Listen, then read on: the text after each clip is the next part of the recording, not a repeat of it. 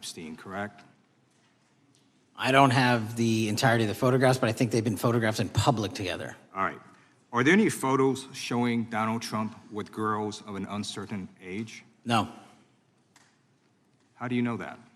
because that information would have been brought to light by multiple administrations and FBI investigators over the course of the last 20 years. Well, you know what? That's just not true, because no one knew about the creepy birthday message that Donald Trump wrote to Jeffrey Epstein until the Wall Street Journal disclosed it, and then all of a sudden, the Epstein estate provides it to Congress. Well, So certainly, you weren't there at the search. You don't know what Epstein may or may not have done with those photographs even prior to the search. Maybe someone has it. Maybe the Epstein estate has it. You raise a great point. So I'm going to ask you, have you asked to talk to Michael Wolff? You raise a great point. I haven't personally asked to talk to Has the Michael FBI Wolff, asked? but you the to Michael Wolff? FBI, I'll get back to you if the FBI specifically So Michael Wolff asked has ever. about 100 hours of testimony of Jeffrey Epstein. Wouldn't it be good for the FBI to interview Michael Wolff? I'm not saying they haven't, I just don't know. Has FBI subpoenaed the tapes that Michael Wolff has conducted of Jeffrey Epstein? I don't know. All right, so if you could provide us an answer, that would be terrific. Well, let me ask you this question then. Have you looked at all the photos in Epstein files? I have looked at all the information that the investigators who investigated this case have provided to run out credible leads. And in the Epstein files, was there that creepy birthday message that Donald Trump had written to Epstein? No, that's what I was trying to tell you. You raise a great point. The estate of Jeffrey Epstein has a voluminous amount of information that they have not released before. Okay, so that's great. So wouldn't it be great if FBI subpoenaed the estate of Jeffrey Epstein for all that information? The estate is under no obligation to provide that material, even pursuant to a subpoena. That's a great point. Yeah, that's just false. Okay. That's just false. You're the frickin' FBI. You can subpoena the information from the estate, and you better do that. That's literally not how it works. I'm going to move on now and talk about Epstein's client list. You confirmed that it exists. Attorney General Pam Bondi confirmed earlier this year that it exists. So I just want to ask you a simple question. Is Prince Andrew on Epstein's client list? The material related to Prince Andrew has been made public. Is Prince Andrew on the client list? We have released the index of names All right, that were in Jeffrey Epstein's. Is Donald Trump on Epstein's client list? The index has been released, and the index will speak for So itself. I'm just going to say, America is a huge red flag. The FBI director could not answer whether Donald Trump was on Epstein's Gentleman's time client has list. expired. I Chair yield now back. recognizes the gentleman from Virginia. Thank you, Mr. Chairman. I want to thank the director for being here and for his work over the last several months, removing the taint of partisanship that has infected the intelligence community over the past several years under the last administration, under the last several directors, standing up for law enforcement, standing up for the brave men and women who work in your agency. But to set the record straight, we have to correct the record. And the record, early days of the first Trump administration saw a dramatic spike in news stories that contained sensitive and sometimes classified details about the FBI's bogus Russia probe, about a leak a day. It's unacceptable that senior FBI officials coordinated to leak classified information to try and harm President Trump. Documents produced to the committee in August of this year revealed that the FBI interviewed a former intelligence committee staffer who gave details on a systematic process through which leaks of classified information were affected by then Chairman, now Senator Adam Schiff. Were these findings escalated within the Bureau's chain of command, and if so, to what level? Sorry, were the findings escalated? Were these findings that were given to us escalated within the Bureau's chain of command, and if so, what level? Did you receive this information? That entire matter is currently under investigation by the people at the FBI that handle leaks of classified information. All right, it's good to know that there is an ongoing investigation. Can you tell me whether these leaks to the media compromised any ongoing FBI investigations during the Trump-Russia probe? I can tell you, generally speaking, the leaks of classified information are detrimental to any work the FBI is doing.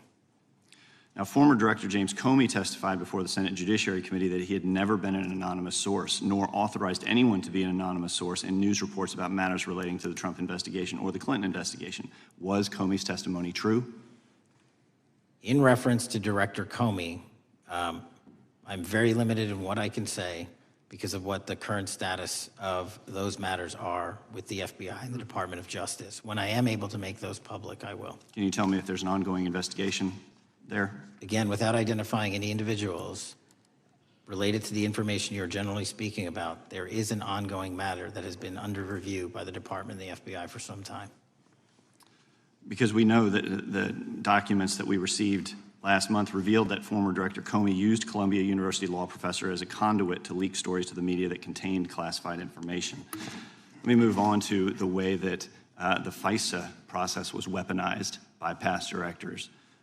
Prior to your confirmation, you raised concerns about government misuse of FISA, including Section 702, stating that FISA was in need of major reform. Specifically, you highlighted that the FISC report that the FBI had conducted 278,000 improper searches of the FISA database. Do you remain concerned about governmental abuse of FISA in Section 702? I'm always concerned, but what we've done since I became FBI director is implement new audit systems. We are nearing 100% review of the 702 query system that you are specifically referring to, and we've also eliminated anyone that has ever touched that database that has in any way made a mistake, whether intentional or not. And we have also identified a system in which those going forward who misuse the 702 system, they don't get 2 strikes. They get 1 and you're done. Okay, I'm glad you mentioned you're continuing to audit because, as you know, in May, the New York Times reported you closed the FBI's Office of Internal Auditing. Can you explain why you decided to close this office? Yeah, because under the new restructuring of the FBI, to save resources, there were 2 different places doing the exact same thing. We have a specific division dedicated to audits. I didn't need another audit system doing the audits again. And so we folded some of those folks with their expertise into our specific division and then took the rest of those folks and are moving them out across the country. Under previous FBI leadership, FBI agents were found to have lied to the FISC. There have been hundreds of thousands of violations of the querying standards. In light of past violations, what action is the FBI taking to ensure that similar abuses do not occur in the future? Exactly what I've outlined. You cannot have access to the 702 query system if you improperly queried that system at all at any time in your career. Okay, at a Senate hearing 2 years ago, your predecessor, Director Wray, testified FBI had previously purchased U.S. phone geolocation data for a specific national security pilot project and further stated that the project had not been active for some time and that the FBI relies on court-authorized process to obtain location data from companies. Does the FBI purchase location data or any other data of Americans from data brokers? I don't believe so, but I'll get back to you. Thank you, that'd be important. I appreciate that. I yield back. Gentleman yields back. Gentleman from Washington's recognized. Thank you, Mr. Chairman. Mr. Patel, before you joined the FBI, you had very strong opinions about what the FBI was hiding regarding Jeffrey Epstein. In a September 2023 interview with Glenn Beck, you said the Black Book is under the, quote, direct control of the director of the FBI. In December 2023, you said, let us know who the pedophiles are. Even for a short time after becoming FBI director, in February of 2025, you tweeted, quote, there will be no cover-ups, no missing documents, no stone left unturned. In June, you told Joe Rogan, quote, we've reviewed all the information, we're gonna give you every single thing we have and can. But then suddenly in July, everything changed. You and Attorney General Pam Bondi released one video and said that there was nothing more to see. Your July memo says you uncovered more than 300 gigabytes of data and physical evidence, but that you had decided no further disclosure would be appropriate or warranted. That is a quote. I think what happened, Mr. Patel, is that suddenly you discovered that Donald Trump's name was all over these files, and you started a giant cover-up. So you are under oath, Mr. Patel. You just testified to Mr. Swalwell that you did not speak to the president about the Epstein files. To your knowledge, did Attorney General Pam Bondi speak to the president about what was in the Epstein files? I can't speak for Attorney General Pam Bondi. So to your knowledge, you don't have any information. The question was, do you have any knowledge? Do you have any knowledge? I can't speak. You are refusing to answer the question, so let me tell you that the Wall Street Journal reported that in May, Bondi told Trump that he was in the Epstein files, and at the same meeting said that the DOJ did not plan to release the files. Yesterday, you testified to Senator Kennedy that there was, quote, no credible information that Epstein trafficked girls to anyone else, and that you have, quote, continuously and publicly asked the public to come forward with more information and we'll look into it. Today, in response to Mr. Massey's question, you appear to say that the survivors were not credible. These are survivors. That's not at all what I said. Okay, great. I'm going to ask you this in a second, but let me tell you about the survivors, and let's bring them up here into the room. These are women who came to the Hill and testified that they were groomed and raped at the age of 14 and 16 years old, and they called to meet with the president and to meet with the FBI and to have people investigate their claims. Some of them have never testified before. If you are so interested in getting the public to submit any information, why have you not met with them? You said you haven't met with them. Have you met with them? I'll give you one more chance.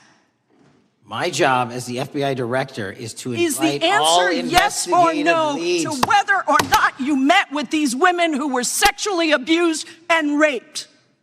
Any insinuation by you or any What people is on the your an- side that I am not manhunting child predators and sex traffickers, just look at the Mr. stats. Patel, And you talk Mr. about Chairman, cover-ups, man. Mr. Chairman, you this talk is about my time, cover-ups. and I will take as much time as I Where were want. you during the Instruct Obama the and Biden witness, Mr. administrations Chairman. when these so-called Instruct the cover-ups were witness. going on? Mr. Why didn't Chairman. anyone in those administrations talk to any of these Mr. purported Chairman. witnesses? Let's I have some regular order, Mr. every Chairman. single person to provide credible information. Time belongs to the gentlelady from Washington. And I'm but gonna when you- take when another you couple accuse of the minutes. witness of something, he's allowed to respond. That's how it works. You say Listen, he something, didn't you say even, something, excuse he's me, allowed Mr. to Mr. Chairman, Chairman, you respond. have Point always of been order. fair, but I'm- this and is I'm not being fair. fair, and you will get No, your- this you will is get your my time. time, and he You will give the said gentlelady that the a few witnesses additional were not credible. seconds of time. I'm going to get an additional minute of time because No, that's you'll how get much time you he won't get a took. minute. You'll get some seconds. What we think is under 5 minutes. You don't get to demand how Mr. much time you Patel. get. That's not how it works. Mr. Patel, are the victims of the Jeffrey Epstein horrific trafficking ring, are they credible? Any person with information about ongoing I sexual didn't. trafficking. I'm asking you if they're credible. Ma'am, I'm Are they commenting on the credible? evidence we have. But And we have routinely asked for people to come forward with more evidence, and we will look at Mr. it. And the evidence that we have was the same evidence that the Biden and Patel, Obama Justice Departments Mr. had. Patel, And they this is determined, new. not me, they determined Mr. that Chairman, information was not Mr. credible. Chairman, he's not letting me even ask my questions. You This is ask the ridiculous. questions, he gives an answer. You may not like what he says, No, but that I'm doesn't mean you get to asking- he's not interrupt answering him. my question. Mr. Chairman, have could we an- restore the gentlelady 45 seconds so she We can will complete give her her question? additional 30 seconds, which is what I said I'm earlier. going to keep taking my time because you'll take here's the the time thing. that you get. You get are 30 not seconds. answering the question. The question is, I have. You just don't like the answer. Are these women credible? It's a yes or no answer. I have answered the question. Well, and what I is keep the telling answer? you, I'm the only FBI director that has welcomed new information in this Okay. case. This You're not- administration is the only one that has welcomed any new information in this Is there case. a yes or no to whether Present the new victims credible are information. credible? Present new Are information. the victims credible The victims- or not? I'll tell you what happened in the last Trump Are they administration. credible or not? You can't Victims even say. credibly came forward, and you know what happened? President Trump authorized the indictments of President Jeffrey Trump Epstein, called not them Biden, a hoax. not Obama, President Trump no one called else. the entire thing a Democratic hoax. So I would like to ask The you gentlelady's if time has you expired. will I gave her meet- the additional if 45 you- seconds she if you requested. will The meet- gentlelady yields back. The gentleman from Mr. New Chairman, Jersey is I would like recognized to for his ask if 5 you would minutes. meet with the women who were sexually time does not abused belong- and raped and groomed time does at not the belong ages to the of gentlelady from 14 Washington. and The time now 16 belongs- years old. Are the you time- going to cover up? No, I'm Are not you gonna- going to I'm continue gonna to recognize cover the up gentleman for from the New Jersey rich for and his 5 minutes. powerful men, including those that might be on this committee? I can yell Or too, are Mr. you Chairman, going but I don't want to to yell allow above them this. to The time belongs testify? to the gentleman from New Jersey. I Are you appreciate the going to allow gentlelady them to yielding testify, back. Mr. Patel? Go ahead. Will Mr. you Angelo. allow them to testify to you, Mr. Patel, Mr. Patel, thank you for being here. I know it's been an interesting and difficult 2 days. And I wasn't going to talk about the Epstein thing because there's a lot of other issues that affect the FBI, but I have to say a few words.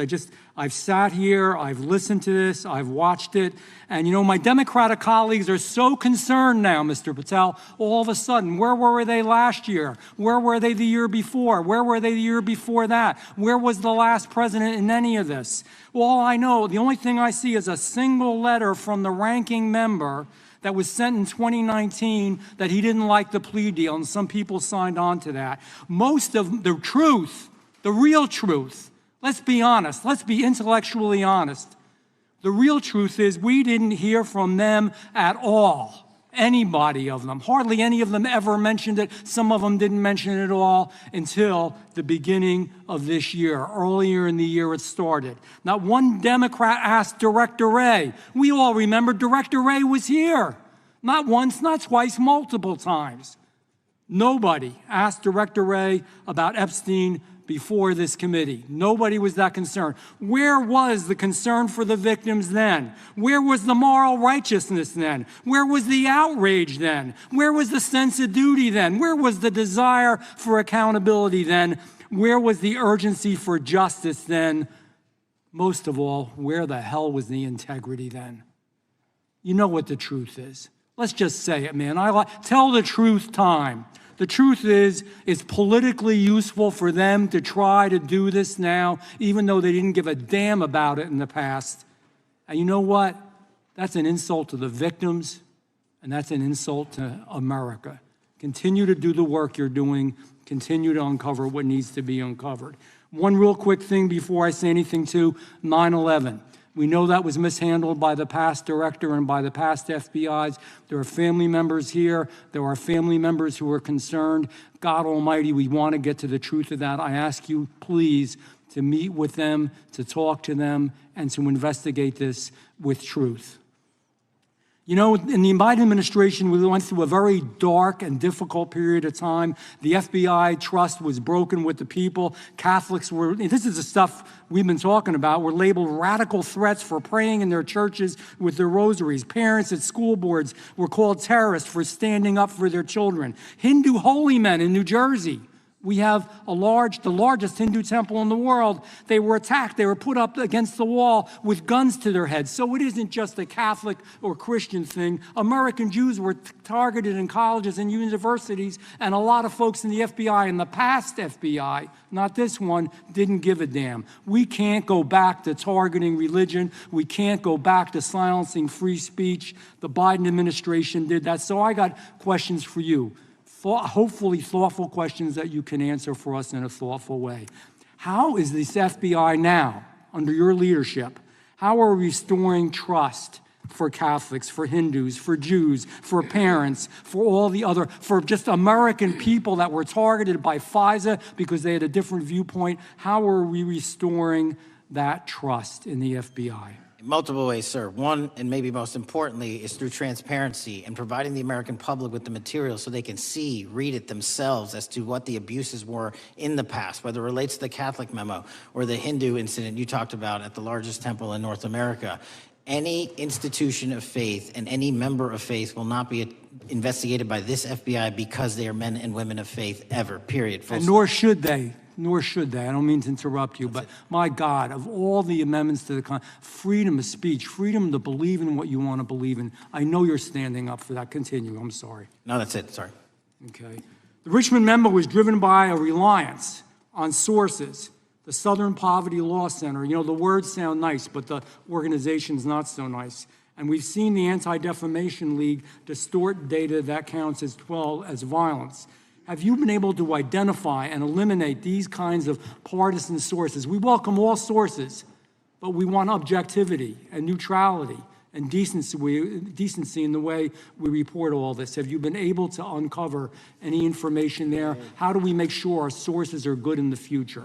We have reviewed the source processes that infiltrate any institutions of faith, and they will no longer be going into institutions of faith. They will be directed towards criminal activity and protecting the homeland, the two most important missions the FBI has, and that's what we're going to continue to do. Good. And I'll say this. There was a lot of bull today, a lot of you know what, and I'm not going to say it because I respect the institution so much going on around here. Continue to do the work of the people. You are here for that reason. The administration is here for that reason. It was weaponized and politicized, the FBI, in the past.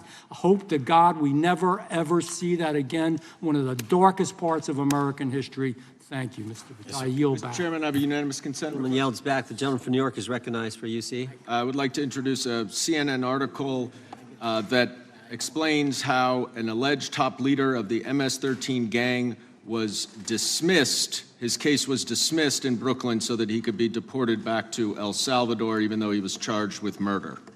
Without objection. Mr. Chairman, I have some unanimous The consent lady from requests. Washington is recognized. I ask unanimous consent to enter into the record an article titled "Justice Department Told Trump in May that his name is among many in the Epstein files." Without objection. I have another one that is a July 2025 article by the New York Times entitled "How a Frantic Scouring of the Epstein Files Consumed the Justice Department," stating that DOJ and FBI employees reviewing the Epstein files were instructed to flag any mentions of Trump and other celebrities. Without objection. And I have another unanimous consent request to enter into the record an August 2025 article by The Guardian entitled "Ghislaine Maxwell Hinted at Epstein's Ties to Trump Officials. Why Wasn't She Pressed for Names?" stating that Maxwell told Deputy U.S. Attorney Todd Blanche that some of the, quote, cast of characters around Epstein are in Trump's cabinet. Without objection. Chair now recognizes the gentlelady from Pennsylvania. Thank you, Mr. Chairman, and thank you, Mr. Patel, for coming before us to testify today.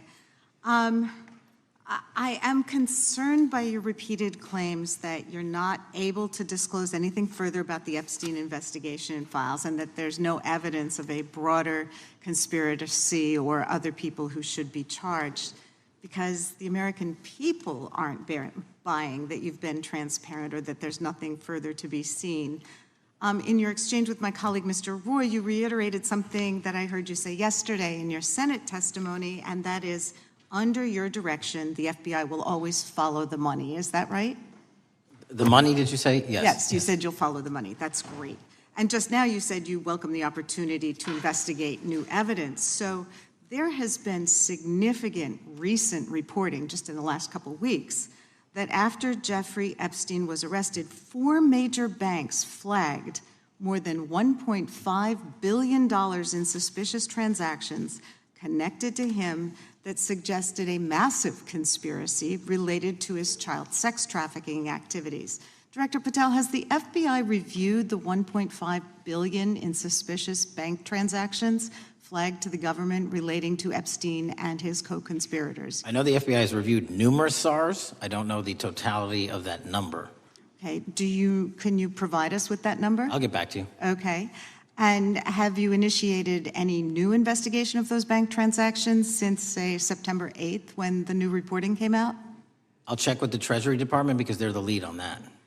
Okay, so Director Patel, how many individuals or entities has the FBI interviewed, subpoenaed, or compelled to testify? Can you give us those numbers with respect to these bank transactions? Not off the top of my head. I'll have to work with Treasury. Okay. We're concerned, you see, because you say you're going after child predators, but We are. obviously this is how you follow the money, is if you follow the bank transactions that apparently enabled the child sex trafficking. Would you agree? It's one of the valuable investigative tools is to follow the money. Okay. Have Jeffrey Epstein's victims have asked us to ask you whether or not you've investigated Epstein's lawyers, the lawyers who facilitated those payments.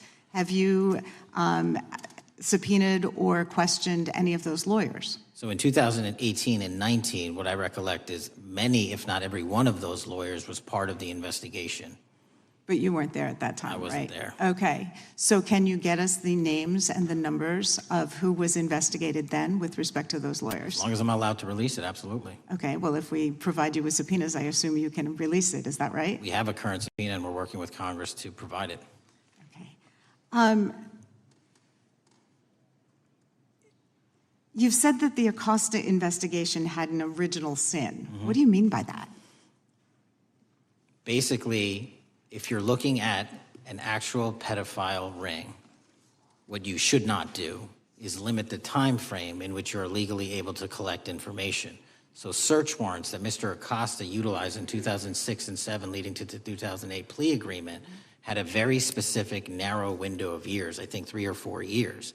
And so information pursuant to legal process wasn't collected for 10 years or 15 years or 20 years. It also, subpoenas were not sent out to hundreds of witnesses at the time, hundreds of victims at the time. None of that was done. None of these people were put in grand juries. And so the totality of information from the jump, instead of being this big, was like this. And that, in my opinion, is not how you run an investigation if you're trying to break a sex trafficking ring. So you're now in charge of the FBI. Why haven't you done that investigation? Great question, and here's the answer. Simply because I am not able to go back 20 years and collect information that the courts had decided was already subject to search warrants. They have said, this was in the investigation, there's a non-prosecution agreement out of that plea, and when the case was reopened, and this is where it comes into play, when the case was reopened in 2018 and 2019, the search warrants, again, were limited to the conduct of Jeffrey Epstein. Now, whether that's right or wrong, that's a different discussion, but I'm telling you that's the information we reviewed. I think that is a different discussion, and I think the discussion we'd like to have today is why you aren't following the money with respect to the broader conspiracy that it has been reported in the New York Times and elsewhere, and that if you really want to attack the issue, if you wanted to attack the issue, if you wanted to get to the bottom of it, if you wanted to disclose what really was involved in the Epstein files, the Epstein cover-up, that you would be taking very different actions that you are today. I do want to seek unanimous consent to enter into the record the New York Times September 8th, 2025 article, How J.P. Morgan Enabled the Crimes of Jeffrey Epstein. Objection. And also an article dated July 17th, 2025, in the Epstein case, Follow the Money. Objection. Okay, thank you. Gentlelady yields back. Mr. Chairman. Gentleman from Maryland is recognized. Thank you much.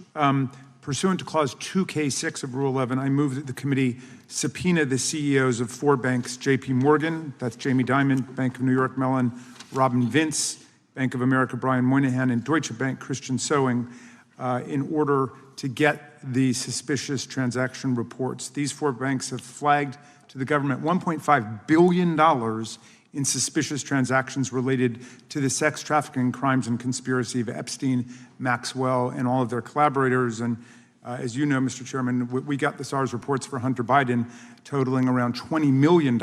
And so these $1.5 billion in SARS reports we should get, especially since the director doesn't seem to be forthcoming. And I request that we do this immediately. I think the director's been very forthcoming. We will hold any motion to subpoena in abeyance until the conclusion of the hearing. The chair now recognizes the gentleman from Texas.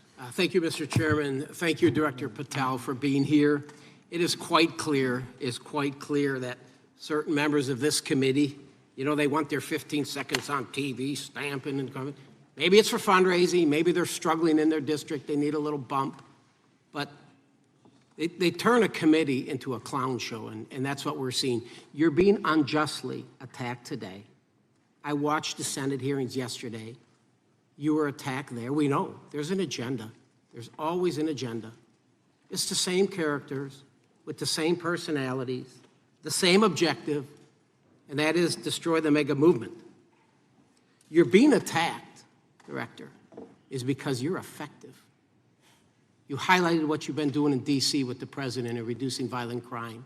You're very effective. Another individual that was very effective with meaningful debate and dialogue was Charlie Kirk. And they killed him for it. Charlie Kirk was a man of faith. First and foremost, he loved his Lord Jesus. He loved his family. Beautiful wife, beautiful children. Just a remarkable, honorable man that was silenced with this assassin's bullet. I would say if Charlie Kirk lived in the biblical times, he'd have been the 13th disciple. He'd have been the 13th disciple. We have a new committee, if you're not aware, a new select committee regarding January 6th. I'm honored to be on that committee. I'm looking forward to working with other members to expose truth, questioning federal agencies that were involved on January 6th, like the FBI, played a role, but we don't really know, Director, to what extent.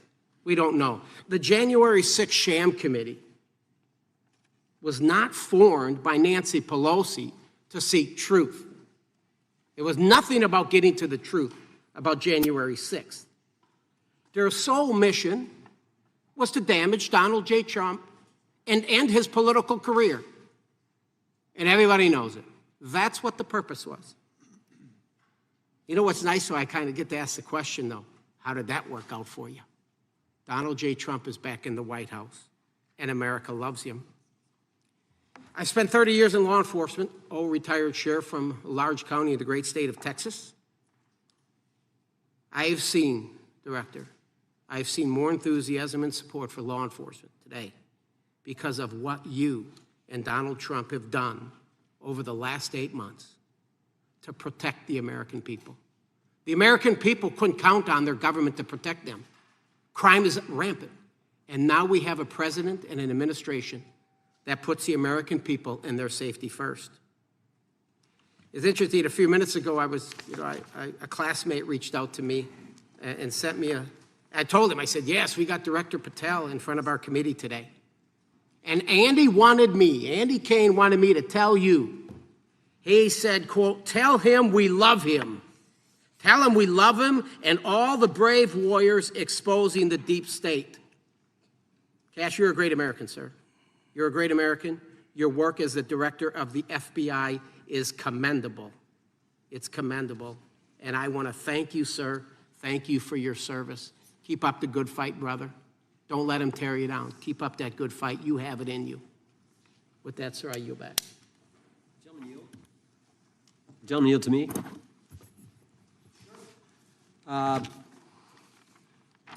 Director Patel, there were 26, the gentleman mentioned the select committee, there were 26 confidential human sources at the Capitol on January 6, 2021.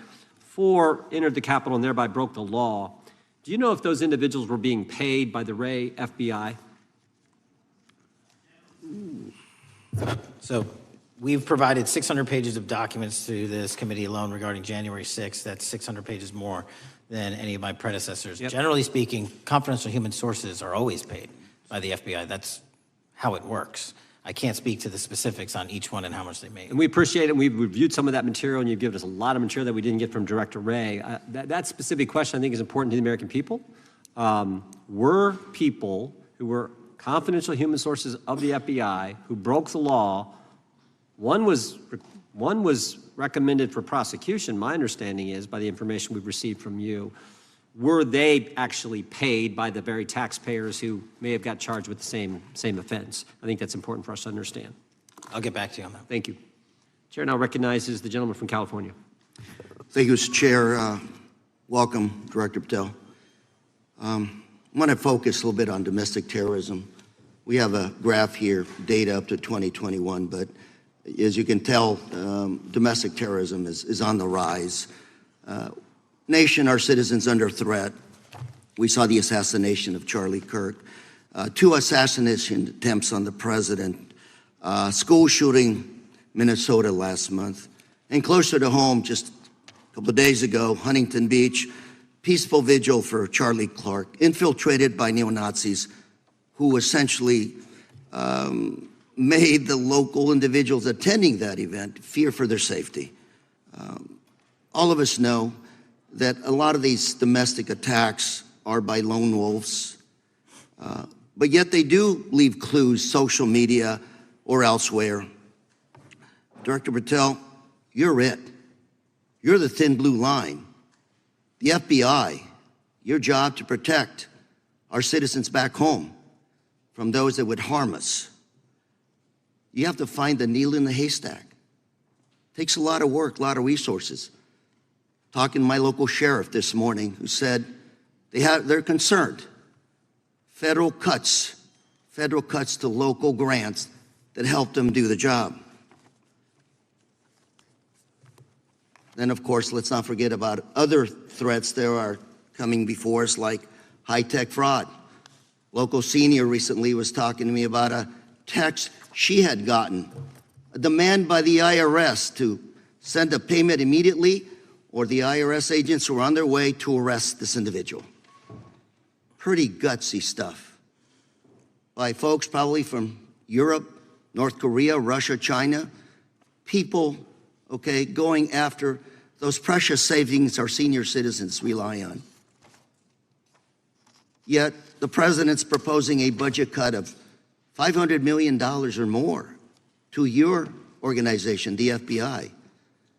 You've said that that'll essentially equate to about 1,300 less jobs at the FBI. So I'm going to ask you essentially, what is it that we can do to help you do your job? Little concerned. Friday Night Lights.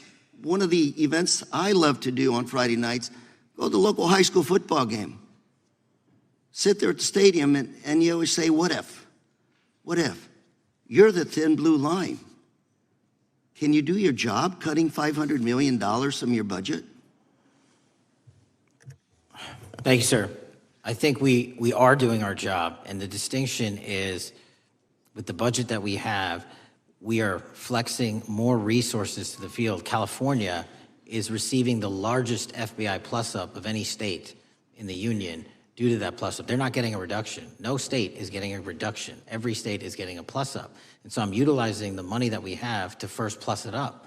And the empty vacancies that we have, those haven't been filled in years, not under my leadership. Here's my concern.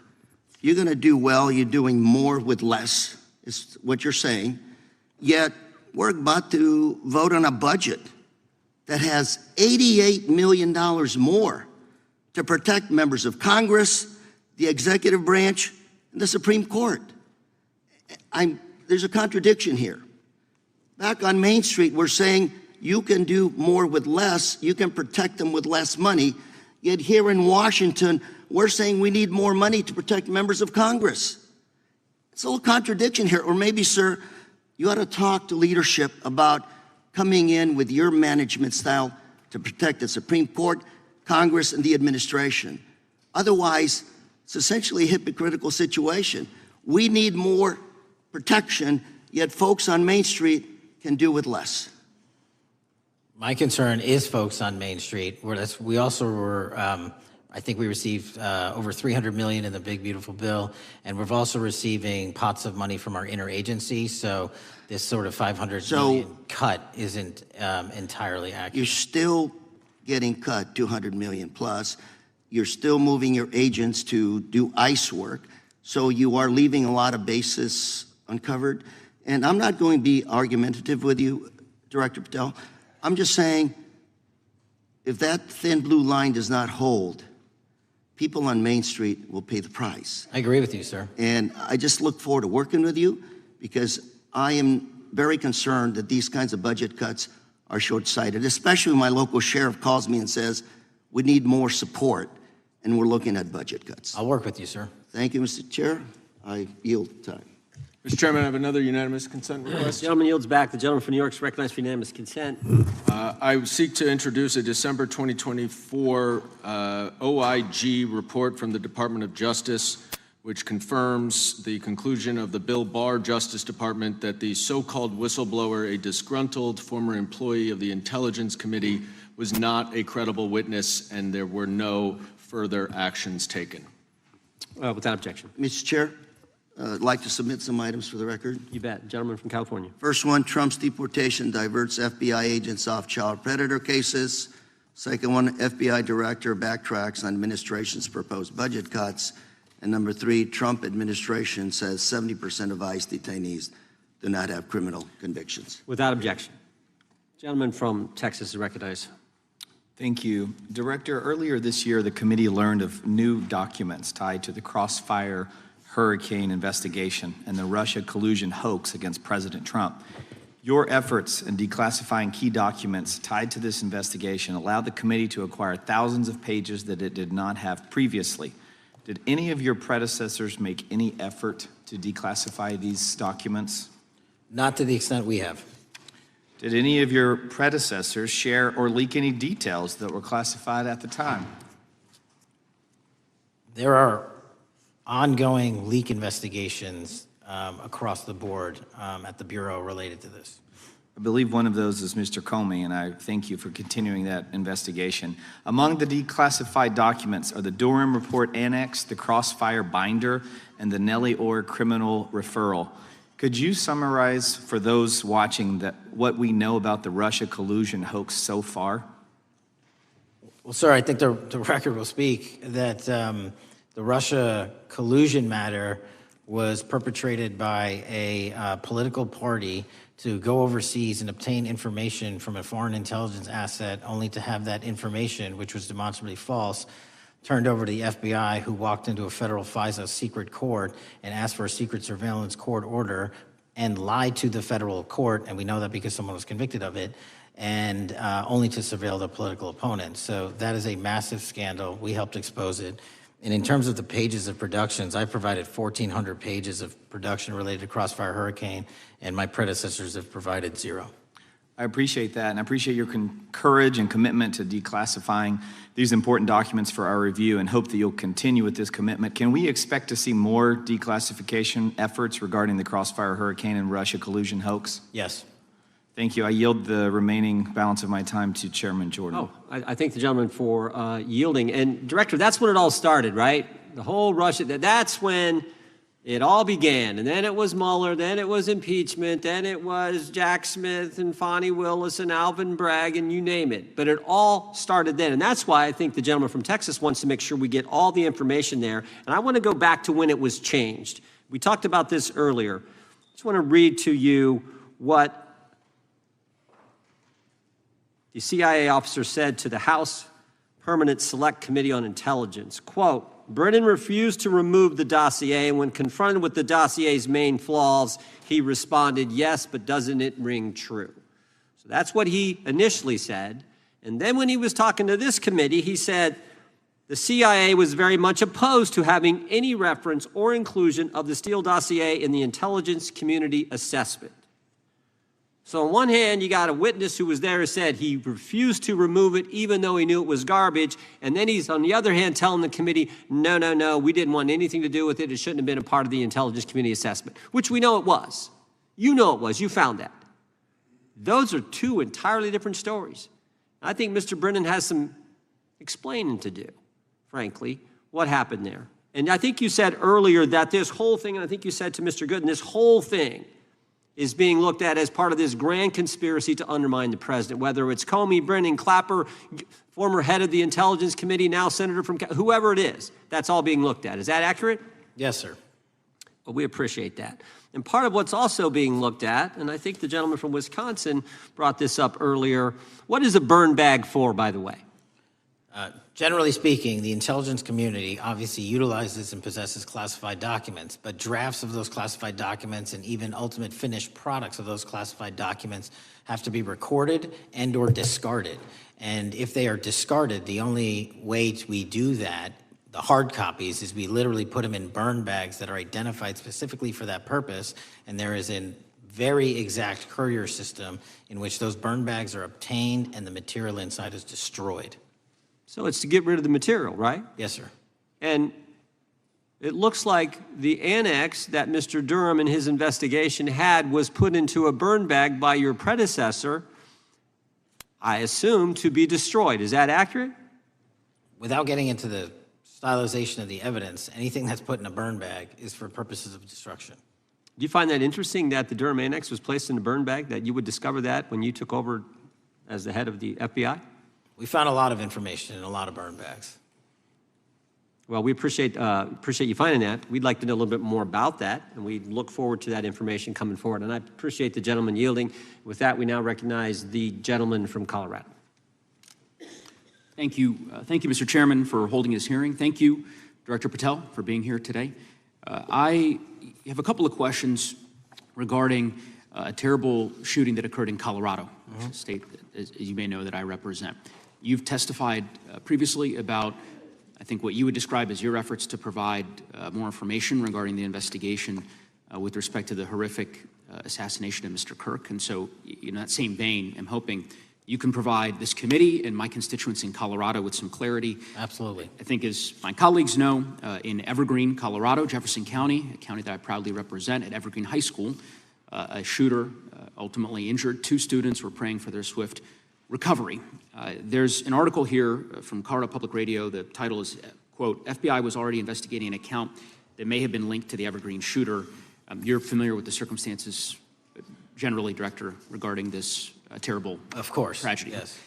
So my understanding from the public reporting is that an organization reported to the FBI in July of this year regarding, just reading here from the article, that the FBI opened an assessment into a social media account user whose identity was unknown and who was discussing the planning of a mass shooting with threats nonspecific in nature. This is the FBI's statement to the press. And that the FBI continued to work this assessment investigation to identify the name and location of the user up until September 10th, 2025, which was the day of the tragedy. Can you provide us some clarity on what were the impediments to finding, the account user, and maybe describe in greater detail the FBI's work in that regard? Generally speaking, yes, because I know even though the shooter's deceased, the investigation we're not done. Sure. And so the impediments to finding these individuals, and you highlight a great point. We had 2 huge tragedies in the span of days in this country. The school shooting in Evergreen, Colorado being one of them. And proactively going out onto these social media platforms, which are so large, is our biggest impediment. And we need to rely on the service providers. There's actual legislation, I can't remember the name of it, that's up for renewal, which will, and I think at the end of the month, which gives service providers the ability to report that information in from their end without liability. We need that to continue, because while the FBI has so many people and the police are great at doing it, there's just too many platforms to cover down on.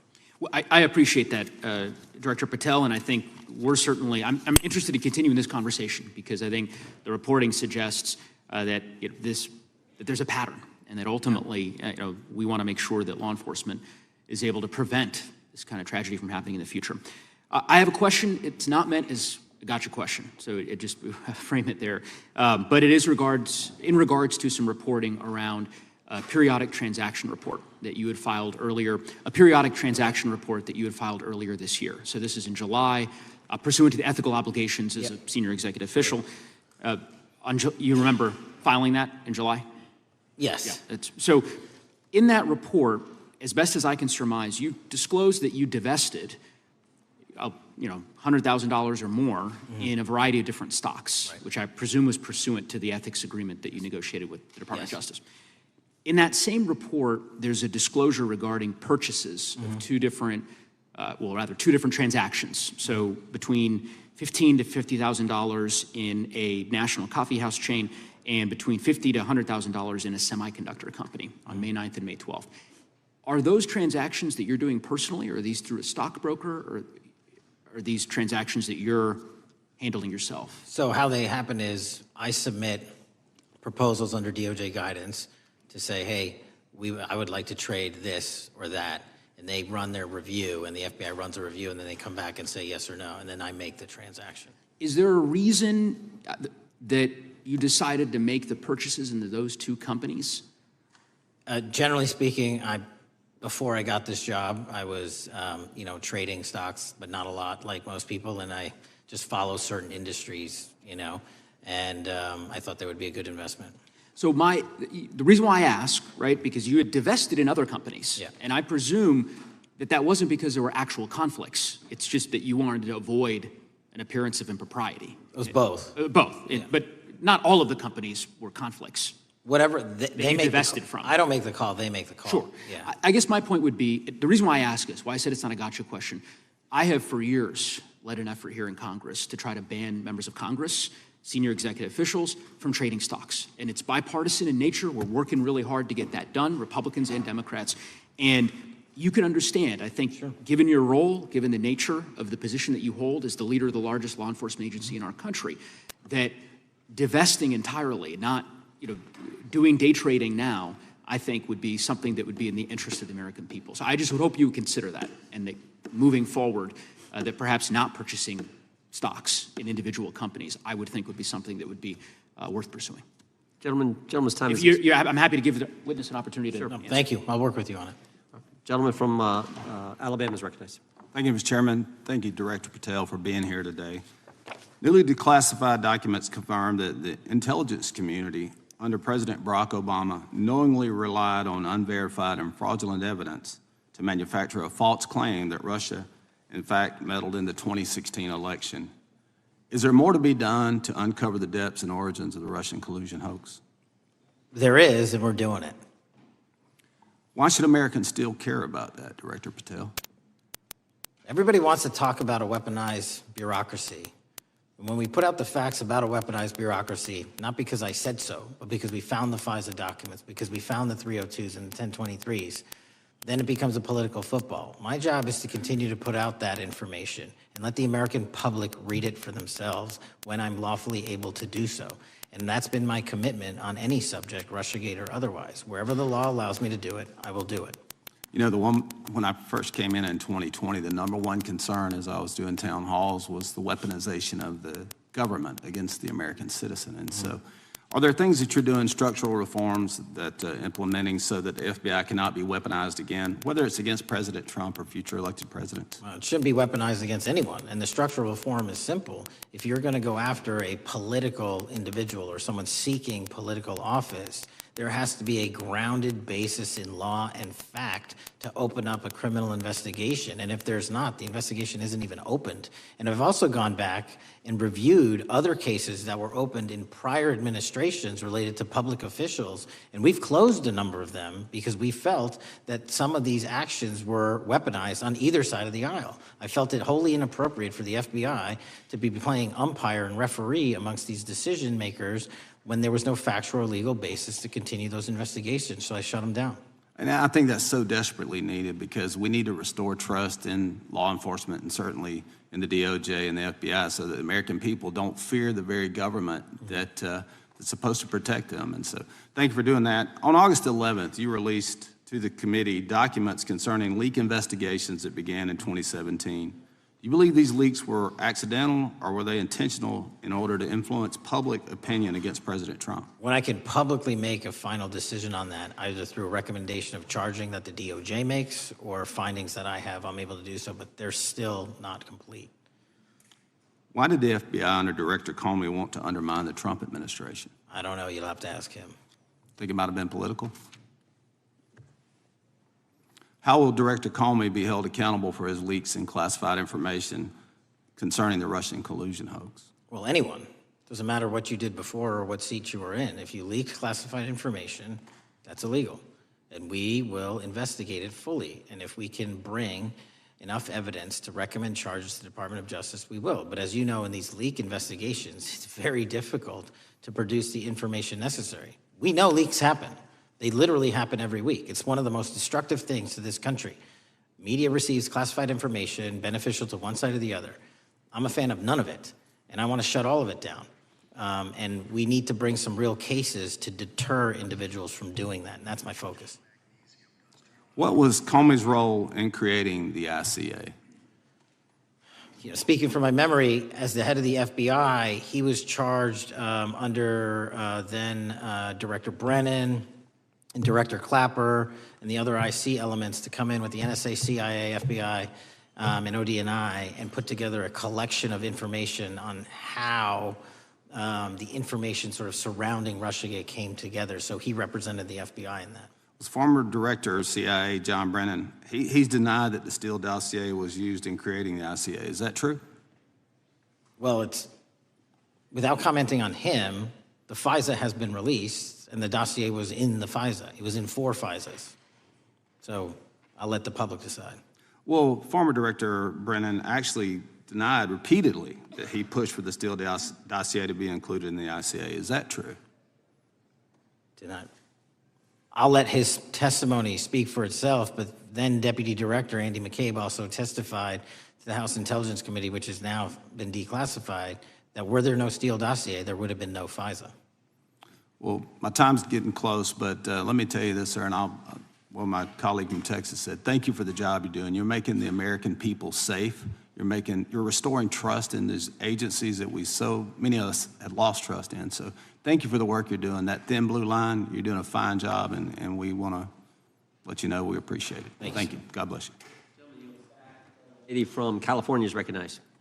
Thank you, Mr. Chair, and thank you, Director, for coming here today. And actually, thank you for your response to my colleague from New York who asked you earlier about violent extremism. And you said that there is violent extreme ideology on both sides. And I think you actually alluded to that same statement yesterday in the Senate. So I too have some questions I'd like to ask you. These are not gotcha questions, and just deny, please, what you deem to be false. So Dylan Roof, who followed white supremacist propaganda, murdered 9 black parishioners in Charleston in 2015. Do you deny this? I'm sorry. Dylan Ruth? Roof, can you give me some more information? You're head of the FBI, you probably know this. If you don't know, that's fine. You can give me a reminder, I've got a lot in front of me. It was national news. Robert Bowers murdered 11 Jewish worshipers in Pittsburgh in 2018. I do remember that. And it was the deadliest anti-Semitic attack. So do you admit that that happened? Yeah, I'm not saying the other thing didn't happen, I'm just asking for a little information. Patrick Cruces, who posted a manifesto about a Hispanic invasion, walked into a Walmart in El Paso, Texas in 2019 and began firing. He murdered 23 people that day, and the youngest was 15. Do you admit or deny that that happened? I'll take your presentation as accurate.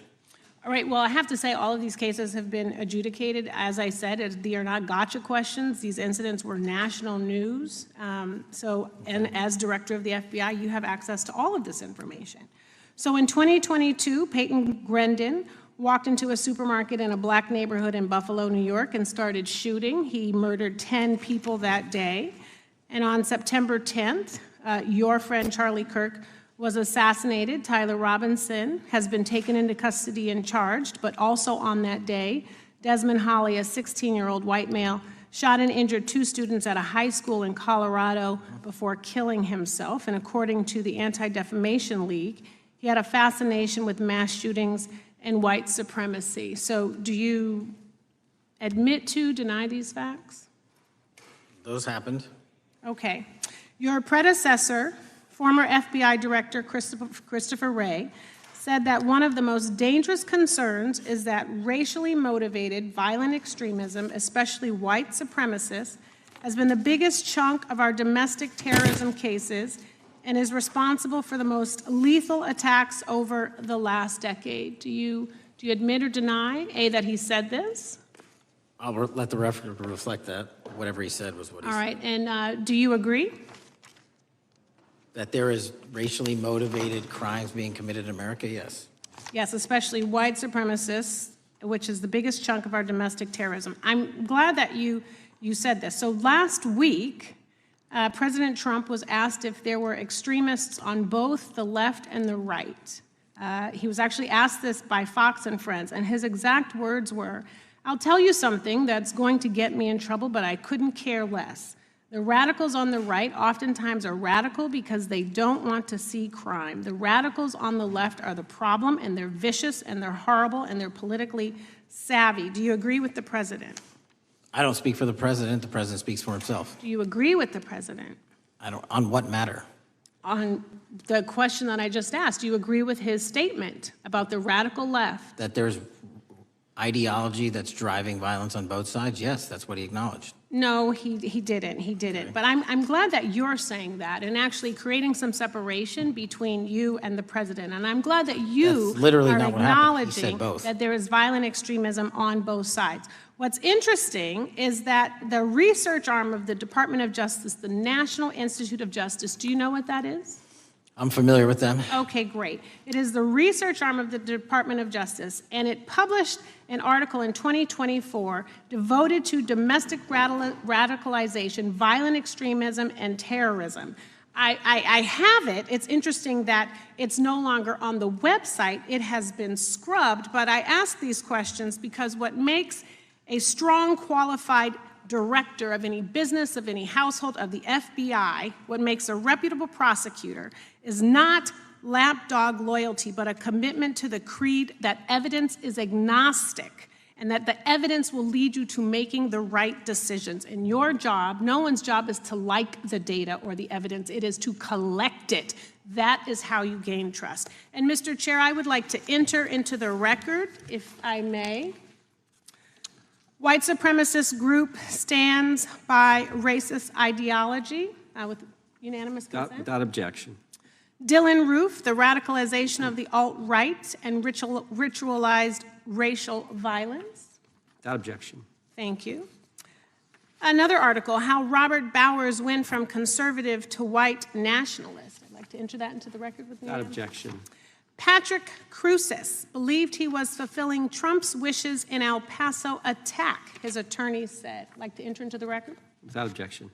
Buffalo shooting, how far-right killers are radicalized online. I'd like to enter that into the record. Without objection. Evergreen high school shooters' online activity reveals fascination with mass shootings, white supremacy. I'd like to enter that into the record. Without objection. Murder and extremism in the United States in 2024, a report by the Anti-Defamation League. I'd like to enter that into the record. Without objection. And the article, the report that was scrubbed from the DOJ just recently, the National Institute of Justice Journal focusing on domestic radicalization, violent extremism, and terrorism. I'd like to enter that into the record. Without objection. And lastly, the libertarian think tank Cato and their analysis on violent extremism and the right rising in extremist acts. I'd like to enter that into the record. Without objection. Thank you, and I yield back. Gentlelady yields back. Gentlelady from Wyoming is recognized. Just very quickly, Director Patel, thank you for being here, for your service to this country, and for the transparency that you have brought to the FBI and for the American people. Transparency that was absolutely non-existent in the Biden administration and FBI. I believe that you might have been asked earlier about whether you had had an opportunity to visit with any of Epstein's legal counsel. Were you asked that question earlier? I think so. Okay. One of the legal counsels or legal fixers for Mr. Epstein was Stacey Plaskett, the Democrat delegate to Congress from the Virgin Islands. So perhaps for those on the other side who are interested in talking to Jeffrey Epstein's attorneys, they could sure visit with one of their own colleagues. I want to focus on something that I think is very important that has not been addressed enough today, and that is related to the consequences of the Biden open border. One consequence of the Biden border crisis is the impact that it continues to have on our tribal communities, with the cartels taking advantage of our open borders, the Mexican drug cartels, by infiltrating our reservations and bringing violence, drugs, murder, trafficking, and more. Last year, when I questioned the Attorney General Garland about what the DOJ was doing to protect these communities, he simply deflected responsibility and said that Congress had not appropriated sufficient resources for them to be able to protect our tribal communities. Mr. Patel, what is the Trump FBI doing to counter the drug cartel infiltration and other violent crime targeting our Native American communities? Thank you. It only took more than half of this proceeding to talk about one of the priorities that the FBI has, which is crimes on tribal lands. Every single crime that we have been talking about, whether it's child predators, human trafficking, narco traffickers, murder, they all happen on tribal lands as well. And I've said since the beginning, it is a priority, which is why we launched Operation Not Forgotten on tribal lands. And I'm the first FBI director to meet with the staff and tribal leaders here in Washington, D.C. and elsewhere, and invited them into my office and headquarters to see them, because I need engagement with tribal leadership, and I need our police and FBI agents to be engaging with tribal leadership. Otherwise, we're not going to break through. We have 1,900 Indian country cases open right now. We've got 600 indictments this year alone.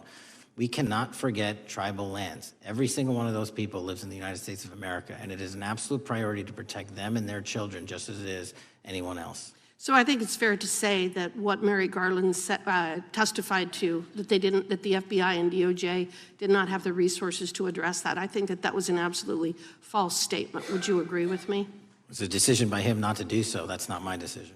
At the end of August, the U.S. Attorney and FBI announced that nearly 100 personnel representing members of the Safe Trails Task Force operated near Wyoming's Wind River Reservation to assist with reducing drug trafficking and illegal guns.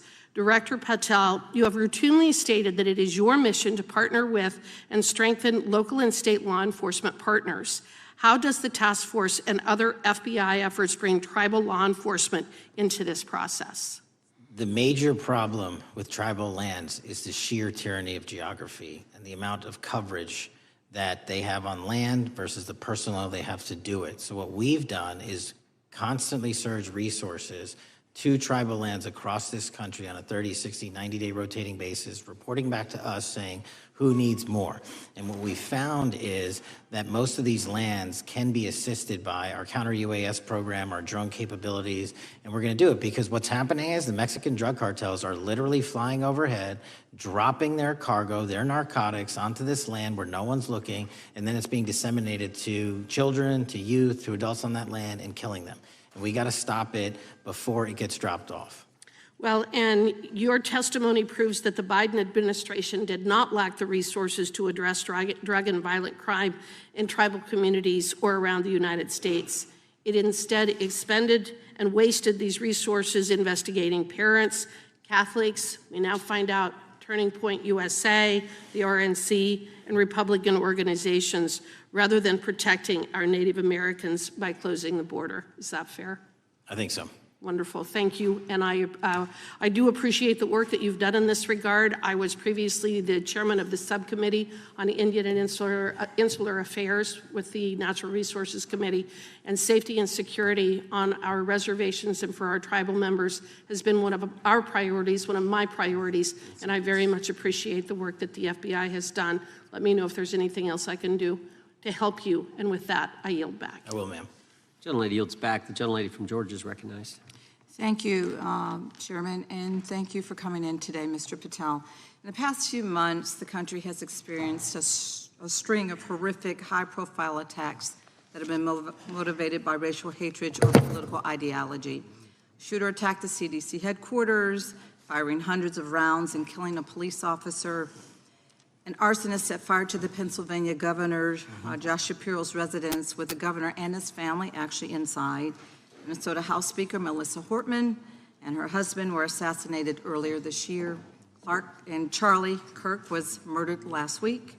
Bomb threats have been made against HBCUs and the DNC, and just the list goes on and on.